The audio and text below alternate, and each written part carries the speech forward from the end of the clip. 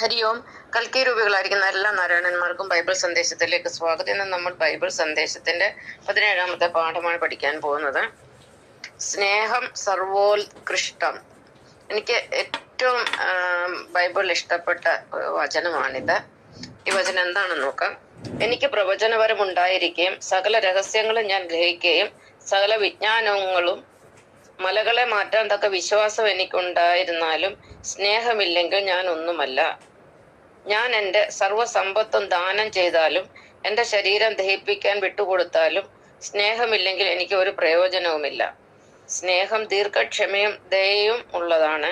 സ്നേഹം അസൂയപ്പെടുന്നില്ല, ആത്മപ്രശംസ ചെയ്യുന്നില്ല, അനുചിതമായി പെരുമാറുന്നില്ല, കോപിക്കുന്നില്ല, വിദ്വേഷം പുലർത്തുന്നില്ല, അത് അനീതിയിൽ സന്തോഷിക്കുന്നില്ല. ഇവിടെ ഒരു കാര്യം എടുത്തു പറയേണ്ടതായിട്ടുണ്ട്. ഈ ബൈബിളില് യേശുക്രിസ്തു പറയുന്ന ഏറ്റവും വലിയ സന്ദേശം എന്ന് പറഞ്ഞാൽ സ്നേഹമാണ്. സ്നേഹം എന്ന് പറയുന്ന സനാതന മൂല്യമാണ്. ഇതാണ് ശരിക്കും പറഞ്ഞാല് ഒരു വിഷ്ണു അവതാരത്തിന്റെ ലക്ഷണം. വിഷ്ണു എന്ന് പറഞ്ഞാൽ പ്രേമമാണ്. എല്ലാവരെയും സ്നേഹിക്കുക എന്നാണ് ഒരു വിഷ്ണു അവതാരത്തിന്റെ ലക്ഷ്യം. അതും ഫലേച്ഛ കൂടാതെ ആരിൽ നിന്നും ഒന്നും പ്രതീക്ഷിക്കാതെ മറ്റുള്ളവരെ സ്നേഹിക്കുക, കഴിയുന്നത്ര സഹായിക്കുക, മറ്റുള്ളവർക്ക് സന്തോഷം കൊടുക്കുക, സമാധാനം കൊടുക്കുക. ഇതൊക്കെയാണ് ഒരു വിഷ്ണു അവതാരത്തിന്റെ ലക്ഷ്യം. അതേസമയം ഒരു ശിവ അവതാരം എന്ന് പറഞ്ഞാൽ അവിടെ പ്രേമത്തിന് പകരം കാമമായിരിക്കും. ആരെങ്കിലും കണ്ടു കഴിഞ്ഞാൽ അവരോട് കാമാസക്തി തോന്നുക, അല്ലെങ്കിൽ അവരിൽ നിന്ന് എന്തെങ്കിലും അടിച്ചു മാറ്റുക, ഇതൊക്കെ ആയിരിക്കും ഒരു ശിവ അവതാരത്തിന്റെ ലക്ഷണം. അങ്ങനെ സാധാരണഗതിയിൽ ശിവാവതാരങ്ങൾ ഉണ്ടാവാറില്ല. ഉള്ളതൊക്കെ ശിവയോഗികളാണ്. അപ്പം നമുക്ക് നമ്മുടെ വിഷയത്തിലേക്ക് കടക്കാം.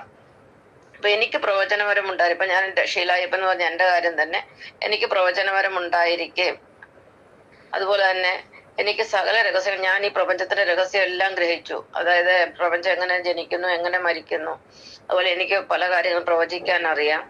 എന്നിരുന്നാലും സകല വിജ്ഞാനവും, ഞാൻ എന്തെല്ലാം വിജ്ഞാനം നേടിയാൽ ഈ പൊതുവിജ്ഞാനം അല്ലെങ്കിൽ സയൻസിനെ കുറിച്ചുള്ള അറിവെല്ലാം നേടുന്നതിനെയാണ് വിജ്ഞാനം എന്ന് പറയുന്നത്. അപ്പൊ എനിക്ക് വിജ്ഞാനം ഉണ്ടായിരുന്നാലും മലകളെ മാറ്റാൻ തക്ക വിശ്വാസവും, എനിക്ക് ഈ മലയോട് പറയുകയാണ്, മലയെ നീ അങ്ങോട്ട് മാറി നിൽക്ക എന്ന് പറഞ്ഞാൽ മല എവിടുന്ന് മാറി നിൽക്കണം, അത്രമാത്രം വിശ്വാസം മനസ്സിലുണ്ടായിരുന്നാലും സ്നേഹമില്ലെങ്കിൽ ഞാൻ ഒന്നുമല്ല. അപ്പൊ നമ്മൾ ഇതെല്ലാം ഉണ്ടെങ്കിലും നമുക്ക് സ്നേഹമില്ലെങ്കിൽ നമ്മൾ യാതൊന്നുമല്ല.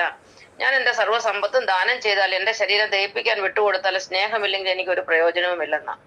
അപ്പൊ നമുക്ക് എന്തെല്ലാം ഉണ്ടെങ്കിലും സ്നേഹമില്ലെങ്കിൽ നമ്മുടെ ജീവിതം കൊണ്ട് യാതൊരു പ്രയോജനവുമില്ല. സ്നേഹം എന്ന് പറഞ്ഞാൽ അത് ദീർഘക്ഷമയുള്ളതാണ്, അസൂയയില്ലാത്തതാണ്, ആത്മപ്രശംസ ഇല്ലാത്തതാണ്, അനുചിതമായി പെരുമാറുന്നില്ല. മറ്റുള്ളവരോട് ആരും സ്നേഹമുള്ള ഒരാൾ മോശമായിട്ട് പെരുമാറുകയില്ല, കോപിക്കുകയില്ല, വിദ്വേഷം പുലർത്തുകയില്ല, അത് അനീതിയിൽ സന്തോഷിക്കുന്നില്ല. ഇതാണ് യഥാർത്ഥ സ്നേഹം.